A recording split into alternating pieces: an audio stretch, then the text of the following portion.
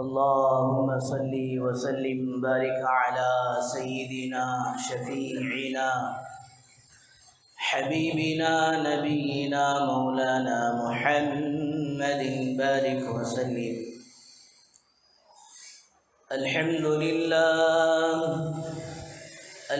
لله نحمده ونستعينه ونستغفره ونؤمن به ونتوكل عليه ونعوذ بالله من شرور أنفسنا ومن سيئات أعمالنا. من يهده الله فلا مضل له ومن يضلله فلا هادي له. ونشهد أن لا إله إلا الله وحده لا شريك له. ونشهد أن سيدنا وسندنا مولانا محمدا عبده ورسوله. أما بعد فأعوذ بالله من الشيطان الرجيم. بسم الله الرحمن الرحيم. لو أنزلنا هذا القرآن على جبل لرأيته خاشعا متصدعا من خشية الله. وتلك الأمثال نضربها للناس لعلهم يتفكرون.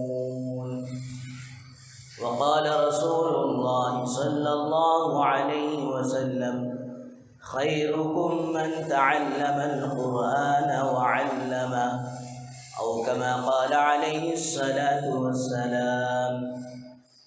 رب اشرح لي صدري ويسر لي أمري واحلل عقدة من لساني يفقه قولي. اللهم صل على سيدنا محمد وعلى آل سيدنا محمد بارك وسلم في كلام أولنا. اللهم صل على سيدنا محمد وعلى آل سيدنا محمد بارك وسلم في أوسط كلامنا. اللهم صل على سيدنا محمد وعلى آل سيدنا محمد بارك وسلم في آخر كلامنا. بزرگان محترم و معزز سامعین کرام، اللہ جل جلالہ عم نوالہ کا احسان کرم فضل ہوا کہ اللہ تبارک و تعالیٰ نے ہم سب کو اپنے گھر تک آنے کی توفیق نصیب فرمائی اور کچھ دین کی باتیں کہنے اور سننے کی توفیق و سعادت نصیب فرمائی. درود و سلام نازل و آقا مدنی تاجدار مدینہ احمد مجتبیٰ محمد مصطفیٰ وجہ کائنات محسن انسانیت فخر دو عالم سرور کونین رحمت للعالمین محمد عربی صلی اللہ علیہ وسلم کے ذات عالی پر. بزرگوں دوستو، سفر میں جانے سے پہلا آخری جمعہ بھی ماشاءاللہ ہم سب کے لیے ایک سعادت مندی کی بات رہی تھی کہ ہمارے مدرسہ مہاجر کا ایک چھوٹا سا طالب علم حافظ قطب الدین نے حفظ کی تکمیل کی سعادت حاصل کی تھی. تو ماشاءاللہ آج کے اس جمعہ میں بھی ہمارے مدرسے کے ایک طالب علم محمد افضل ابن مولانا امجد صاحب قاسمی دامت برکاتہ بڑی قلیل مدت میں، بڑے تھوڑے سے عرصے میں، گزشتہ سال اکتوبر 5 کو اس کا حفظ شروع ہوا تھا اور الحمدللہ سفر میں جانے کے ایک ہفتہ بعد ہی تقریباً مکمل ہو گیا. صرف آخری سبق کو باقی رکھ کر ماشاءاللہ 10 پارے کا دور بھی طالب علم نے ماشاءاللہ نکال لیا اور بدھ کے دن حضرت حافظ و قاری آصف علی صاحب دامت برکاتہم کے پاس امتحان بھی دیا اور اچھے نمبرات سے کامیاب بھی ہوا۔ ہم سب کے لیے ماشاءاللہ یہ بڑی سعادت مندی کی بات ہے اور بڑی خوش نصیبی کی بات ہے۔ اللہ کرے کہ اللہ پاک اس طالب علم کو مزید ترقیات سے مالا مال فرمائے۔ اسی وجہ سے آج بھی اس جمعہ میں قرآن مجید کے متعلق چند باتیں آپ حضرات کے سامنے رکھی جائیں گی۔ دعا فرمائیں اللہ تبارک و تعالی ہم سب کو صحیح معنوں میں قرآن مجید کے عاشق بنائے، قرآن مجید سے محبت کرنے والے بنائے، قرآن مجید کی نشر و اشاعت میں حصہ لینے والے۔ اللہ تعالیٰ ایسی اور ایسا ایک تعلق، ایسی محبت اپنی اس کتاب سے ہمیں نواز دے کہ کل قیامت کے دن یہ اللہ کا کلام ہم سب کے لیے مغفرت کا سامان بن جائے۔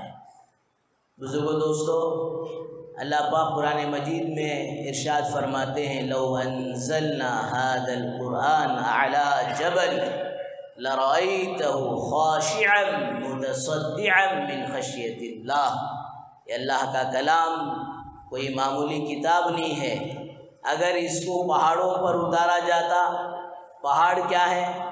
جب اللہ تبارک و تعالیٰ نے زمین کو بنایا، زمین ہلنے لگی تو اس کی پکڑ کے لیے میخوں کے طور پر والجبال اوتادا، اللہ تبارک و تعالیٰ نے میخ کے طور پر ان پہاڑوں کو زمین پر رکھ دیا۔ تو بڑی طاقت کے مالک تھے پہاڑ، لیکن اس سب کے باوجود وہ اللہ کے اس کلام کے بوجھ کو اٹھانے سے عاجز آ گئے ہیں۔ میرے اور آپ کے آقا سرور کونین محمد عربی صلی اللہ علیہ وسلم اس بوجھ کو اٹھائے ہیں۔ جو لوگ ماشاءاللہ عمرہ میں حج میں جاتے ہیں اور مکے کی زیارتوں میں غار ثور کی زیارت کرائی جاتی ہے، اور اسی طرح غار حرا کی زیارت کرائی جاتی ہے جسے جبل رحمت بھی کہا جاتا ہے۔ وہ بابرکت وہ پہاڑ ہے جسے تھوڑی دیر نیچے کھڑے ہو کر وہاں کی گرمی کو جو 46 ڈگری چل رہی ہے، 10 منٹ ہم سے سنبھالا نہیں جاتا، اور اس پہاڑ پر چڑھیں، جبکہ آج وہاں سیڑھیاں ہیں، پیریاں بنے ہیں، چڑھتے چڑھتے اچھا نوجوان بھی تھک جائے، ہار مان جائے۔ دوستو ذرا سوچ کر دیکھیں کہ اس زمانے میں جب کوئی راستے کی سہولتیں نہیں تھی اور پہاڑ پر چڑھنے کا کوئی مستقل انتظام نہیں تھا، نظم نہیں تھا، سہولت نہیں تھی، میرے اور آپ کے آقا صلی اللہ علیہ وسلم اس غار حرا پر جا کر بیٹھا کرتے تھے۔ حضرات علماء نے فرمایا کہ اللہ تبارک و تعالیٰ نے چند چیزوں کو مرکز ہدایت بنایا۔ بیت اللہ کو ہدی للعالمین، اللہ تبارک و تعالیٰ نے بیت اللہ کو سارے عالم کے لیے ہدایت کا مرکز بنایا۔ اور پھر قرآن کے بارے میں ہدی للناس، اللہ نے فرمایا کہ یہ اللہ کا کلام یہ ساری انسانیت کے لیے ہدایت کا چراغ ہے، ہدایت کی کتاب ہے۔ اور تیسری چیز رسول اللہ صلی اللہ علیہ وسلم کہ آپ کی سیرت ساری انسانیت کے لیے فرمایا ہدایت ہے۔ عجیب معاملہ ہے کہ بیت اللہ بھی وہی مکۃ المکرمہ میں ہے، اور پھر دوستو کلام اللہ بھی وہی مکۃ المکرمہ میں نازل ہو رہا ہے، اور جس پر نازل ہو رہا ہے وہ رسول اکرم صلی اللہ علیہ وسلم بھی مکۃ المکرمہ میں غار حرا میں ہے۔ حضرت جبرائیل علیہ السلام اللہ کے اس کلام کو لے کر آئے اور پھر اپنے سینے سے دبوچا، اپنے سینے سے دبا کر آپ فرما رہے ہیں کہ اقرا اقرا، اور اللہ کے نبی صلی اللہ علیہ وسلم اس موقع پر فرما رہے ہیں ما انا بقاری ما انا بقاری، 3 مرتبہ مرحلہ ہوا۔ اس کے بعد سینے سے لگانے کے بعد جب اللہ کے نبی صلی اللہ علیہ وسلم حضرت جبرائیل علیہ السلام کے ان الفاظ کو نقل کیا، اقرا بسم ربک الذی خلق خلق الانسان من علق اقرا وربک الاکرم الذی علم بالقلم۔ یہ ابتدائی 5 آیتیں نازل ہوئی، اور حضور اکرم صلی اللہ علیہ وسلم پہلی مرتبہ حضرت جبرائیل علیہ السلام کو دیکھا ہے، فرمایا گھبراتے ہوئے گھر گئے اور جا کر اپنی زوج محترمہ امی جان حضرت خدیجہ الکبریٰ رضی اللہ عنہا سے فرمایا کہ خدیجہ مجھے ڈر لگ رہا ہے، زمیلونی زمیلونی، خدیجہ مجھے چادر اڑاؤ چادر اڑاؤ۔ پھر آپ نے سارا واقعہ بیان کیا۔ حضرت خدیجہ الکبریٰ رضی اللہ عنہا تسلیاں دیتی ہیں، یا رسول اللہ آپ اتنے اچھے اچھے کام کرتے ہیں، آپ اتنے خیر کے کام کرتے ہیں، یتیموں کا آپ سہارا بنتے ہیں، بیواؤں کا آپ سہارا بنتے ہیں، غریبوں کی آپ مدد کرتے ہیں، اتنے سارے خیر کے کام کریں اور اللہ آپ کو ضائع کر دے، جی یہ ناممکن ہے، اللہ آپ کو ضائع نہیں کرے گا۔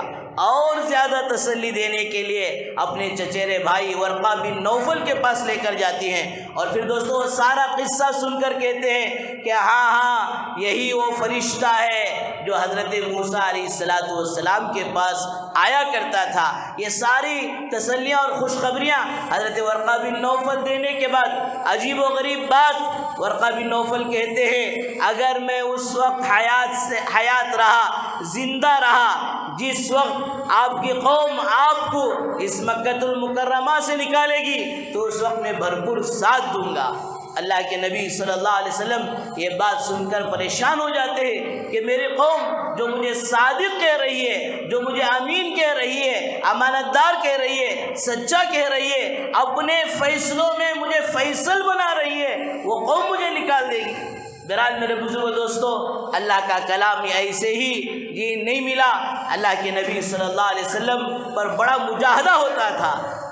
بخاری شریف میں وہی نازل ہونے کی وہ ساری کیفیات بیان کی گئی ہیں کہ آپ صلی اللہ علیہ وسلم سردی کے موقع پر آپ کے پیشانی مبارک سے پسینہ نکل جایا کرتا تھا، اور فرمایا ایک صحابی فرماتے ہیں میں اللہ کے نبی صلی اللہ علیہ وسلم کے قریب بیٹھا تھا اور وہی نازل ہوئی تو فرمایا مجھے ایسا محسوس ہونے لگا کہ میری ران تکلیف کی وجہ سے اب کٹ جائے گی۔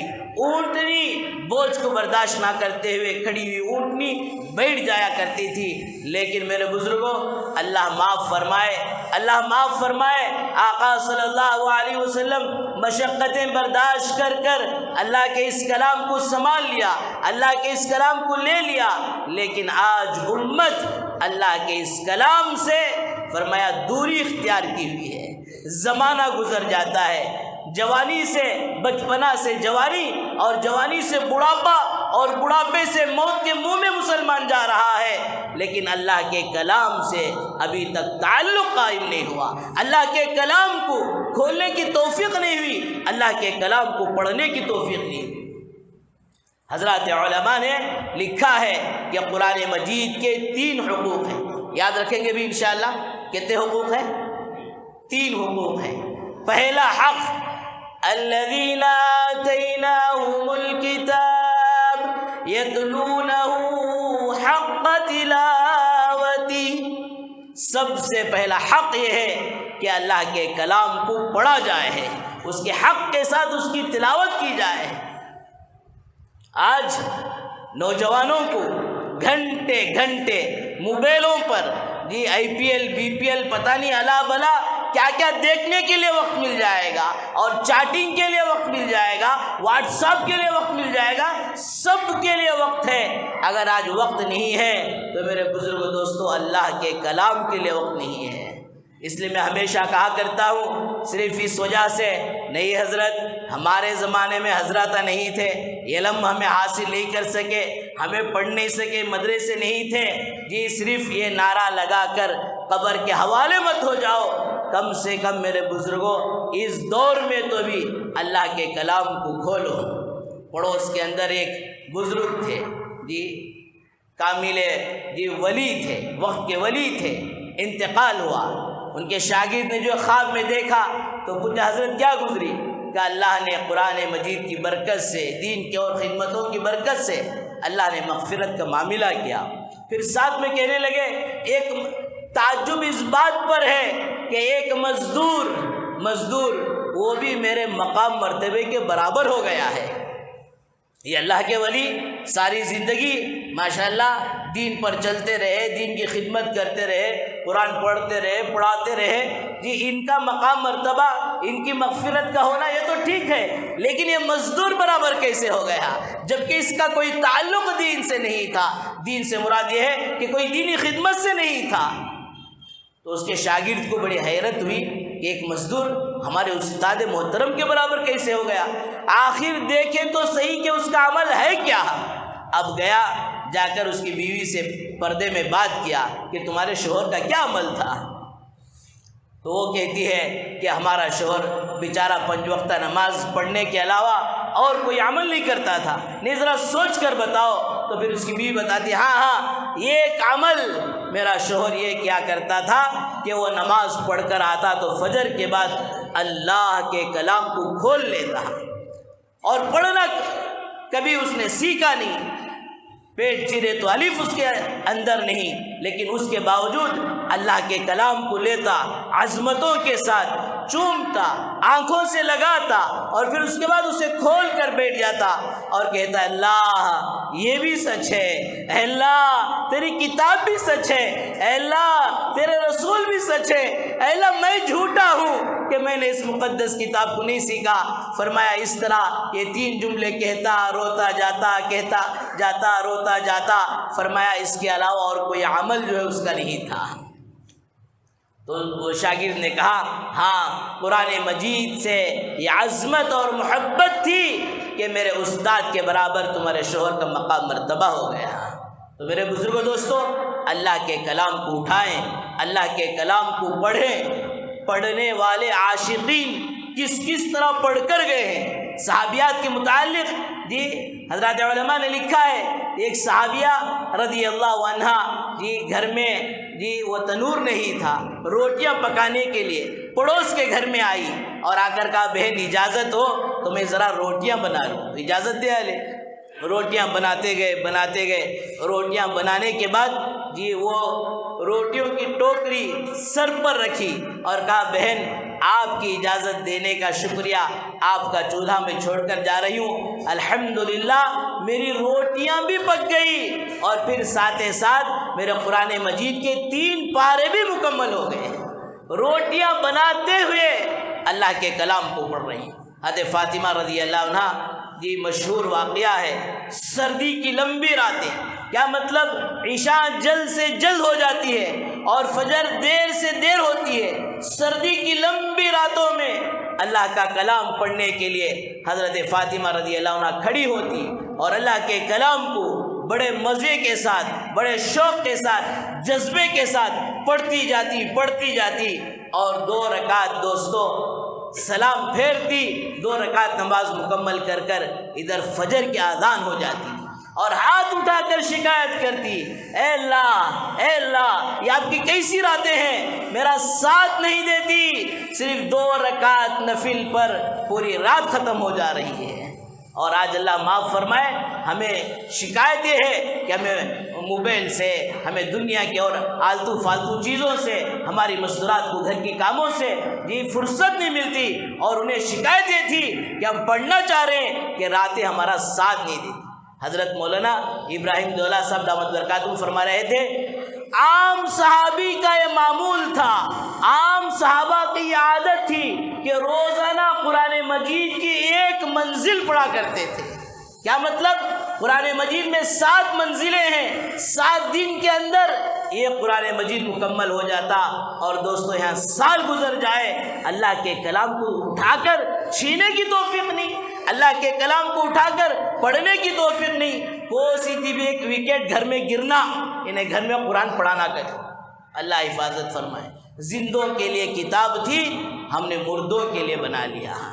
یا پھر کوئی گھر کی اوپننگ ہونا، یا پھر گھر کا کوئی دکان اوپننگ ہونا، تب جا کر اللہ کے کلام کو پڑھاتے ہیں۔ نہیں میرے بزرگوں دوستو، روزانہ 1 پارہ، کم سے کم آدھا پارہ، یہ آخر درجہ، اتنا تو ماشاءاللہ ہمارا مزاج بنے کہ امام اعظم ابو حنیفہ رحمۃ اللہ علیہ نے لکھا ہے، ہر مسلمان پر سال میں 2 مرتبہ قرآن مجید کا مکمل کرنا واجب ہے۔ کم سے کم اتنا تو پڑھے کہ سال میں 2 مرتبہ قرآن مجید مکمل ہو جائے۔ حضرات صحابہ کا مزاج تھا۔ سیدنا حضرت عثمان رضی اللہ عنہ 1 رات میں پورا قرآن مجید پڑھ لیا کرتے تھے۔ آج بھی زیارتوں میں جب جاتے ہیں، مسجد بلال سے پہلے رائٹ سائڈ میں مسجد عثمان ہے، وہ وہی مسجد ہے جہاں آپ قرآن پڑھتے پڑھتے 17 دن آپ کو قید کرنے کے بعد جس قرآن کو آپ نے اپنے ہاتھوں سے لکھا تھا اسی قرآن پر آپ شہید ہو گئے ہیں۔ عام مزاج تھا۔ پھر اس کے بعد حضرات اولیاء اللہ کا مزاج اللہ کے کلام سے ایسا تعلق اور ایسی محبت اللہ کے کلام سے۔ حضرت مولانا پیر ذوالفقار صاحب دامت برکاتہم لکھتے ہیں کہ انہیں ایک ساتھی ملے جنہیں خواجہ عبد الملک صدیقی رحمۃ اللہ علیہ سے نسبت حاصل تھی۔ حضرت نے فرمایا تھا کہ بیٹا دیکھو اب تم ہم سے بیعت ہو گئے، اور جو معمولات ہیں نمازوں کا اہتمام کرنا، ذکر و اذکار کا اہتمام کرنا، اس کے ساتھ ساتھ روزانہ قرآن مجید کا 1 پارہ تلاوت کرنا، یہ تمہارا معمول ہے۔ جس طرح ہمارے ناشتہ نہیں چھوڑتا، چائے نہیں چھوڑتی، چائے نہیں ملی تو اس کے سر کو جو ہے چکر آ جاتا، اور اللہ معاف فرمائے آگے بولتا نہیں اب بھی کیا کیا کہ تھوکنا پھونکنا، وہ نہیں ملا تو آدمی پریشان ہو جاتا ہے۔ کیوں؟ اس لیے کہ معمول بنا لیا ہے۔ میرے بزرگوں دوستو، اللہ کے کلام کی تلاوت کا بھی معمول بنا لیں۔ تو بزرگ کہتے ہیں کہ الحمدللہ آج 43 ایئرس ہو گئے، آج 40 پر 3واں سال ہے کہ اس پورے 40 پر 3 سال میں کبھی بھی میرا قرآن مجید کی تلاوت جو ہے 1 دن بھی ناغا نہیں ہوئی ہے۔ کیا وہ فرشتے تھے؟ کیا وہ کوئی جن تھے؟ کیا ان کے ساتھ طبیعت نہیں تھی، شوگر نہیں تھی، بی پی نہیں تھی، بیوی بچے نہیں تھے، پریشانیاں نہیں تھی، بیماریاں نہیں تھی؟ فرمایا اس دور کے ایسے اللہ والے گزرے ہیں کہ 40 کو 3 سال کا عرصہ گزر رہا ہے، لیکن 1 دن بھی دوستو قرآن مجید کی تلاوت سے وہ بے خبر نہیں ہے۔ حضرت ایک جگہ لاہور میں گئے تو وہاں جو مسجد کے امام تھے ناشتے میں لے کر گئے، اور ناشتے کا دسترخوان بچھاتے بچھاتے حضرت نے فرمایا حضرت ہمارے والد عاشق قرآن تھے۔ حضرت نے فرمایا اب ناشتے میں وہ مزہ نہیں آئے گا جتنا آپ کے والد صاحب کی باتیں سننے میں مزہ آئے گا۔ تو انہوں نے کہا کہ ان کو کسی اللہ والے نے بتایا تھا کہ تم 2 سال تک روزانہ یہ قرآن پڑھنے کا معمول بنا لو، اللہ پاک تمہاری نسلوں میں قرآن کے فیض کو چلائے گا۔ روزانہ یہ قرآن، اور کتنے سال پڑھنا؟ 2 سال۔ کتنے قرآن ہو گئے بھائی؟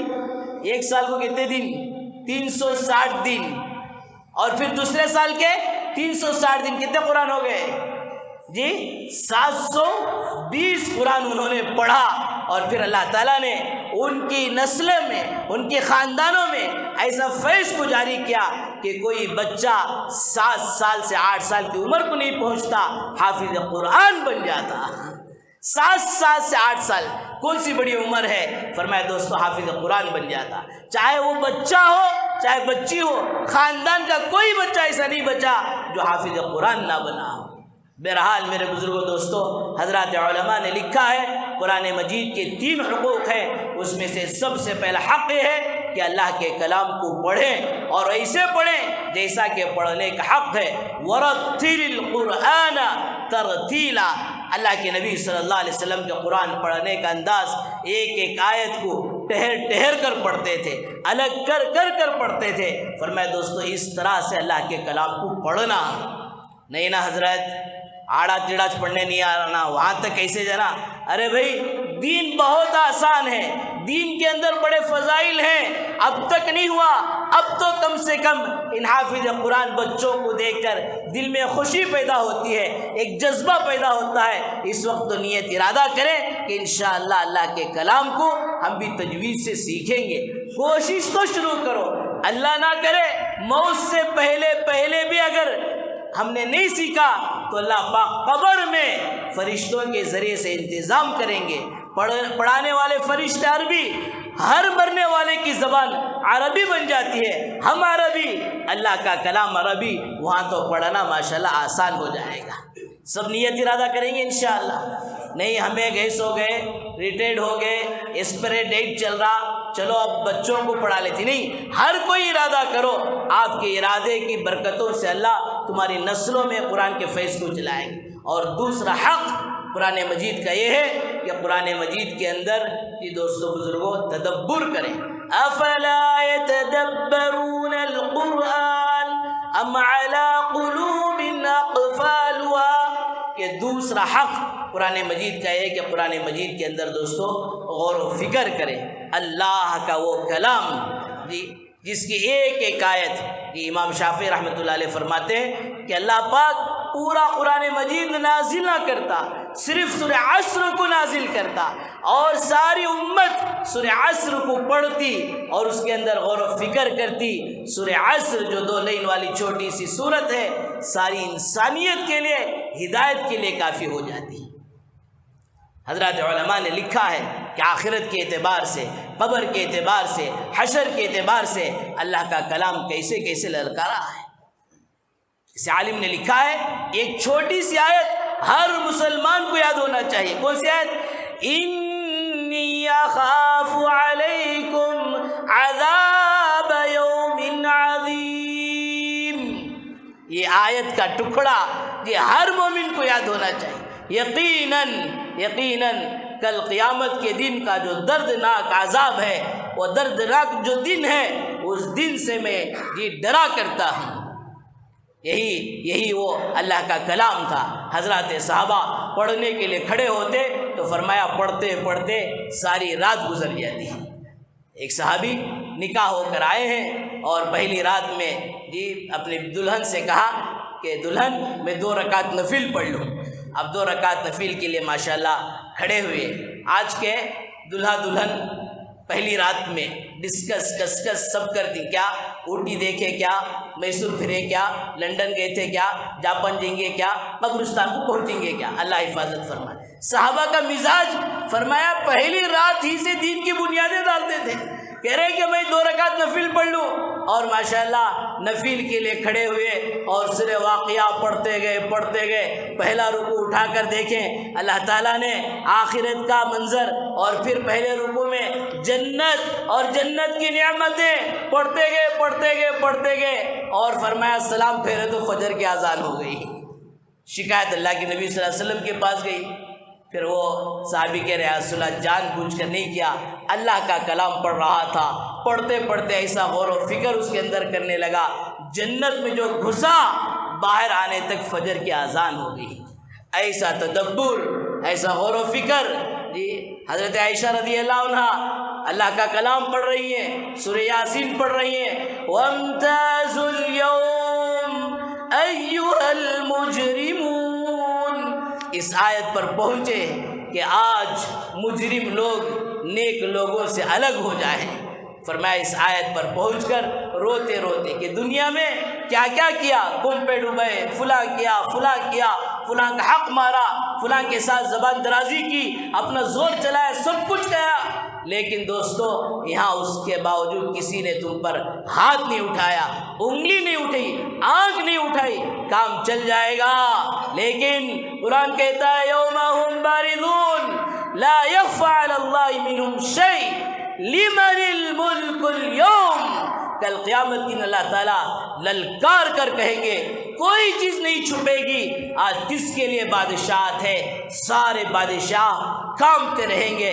خود اللہ آگے فرمائیں گے للہ الواحد القہار، آج ایک اکیلے زبردست بادشاہ کی حکومت ہے۔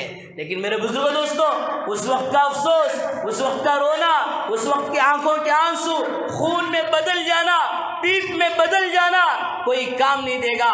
آج اللہ کے اس کلام کو سینے سے لگا کر اللہ کا کلام ہم سے کیا چاہ رہا ہے اس میں ذرا غور و فکر کر لے تو دوستو ہماری زندگی کا بیڑا پار ہو جائے گا۔ بہرحال وقت تنگ ہو رہا ہے۔ تیسرا حق یہ ہے کہ قرآن کی نشر و اشاعت میں ہمارا حصہ ہو، اللہ کے کلام کے پڑھنے میں، پڑھانے میں۔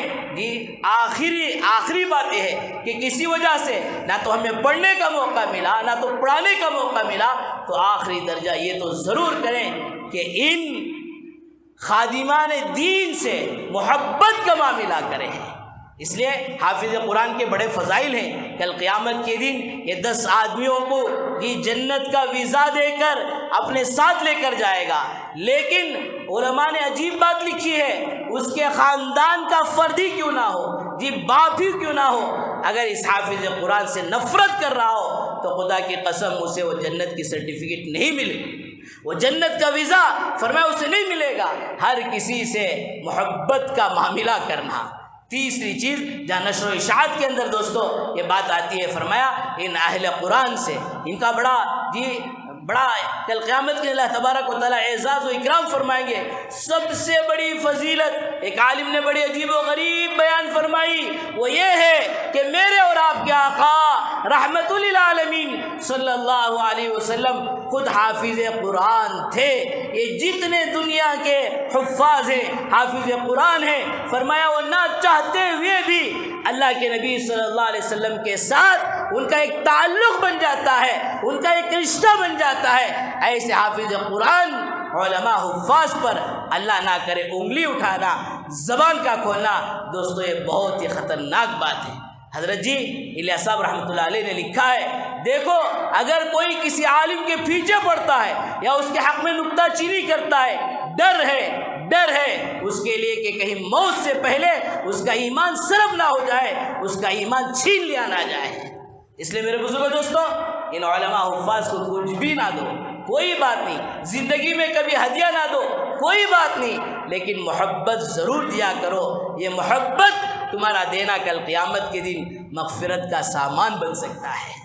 اس لیے بزرگوں دوستوں تیسری بات حضرات علماء نے لکھا ہے کہ نشر و اشاعت قرآن مجید کا پہلا حق یہ ہے کہ ماشاءاللہ اس کی تلاوت کی جائے، دوسرا حق یہ ہے کہ اس کے اندر غور و فکر کیا جائے، تیسرا حق یہ ہے کہ اپنے جان سے اپنے مال سے جتنا ہو سکے قرآن مجید کی نشر و اشاعت میں ماشاءاللہ ہم حصہ لینے والے بنے۔ جی یہ بات میں عام طور پر کہتا ہوں تو اس کا مطلب یہ نہیں کہ ہماری کمیٹی کے بارے میں کہہ رہا ہوں، کہ ایسا نہیں سمجھنا کیا کی دال میں کالا ہے بھی، اس کے واسطے حضرت آخری میں یہ جملے بول کر ختم کریں۔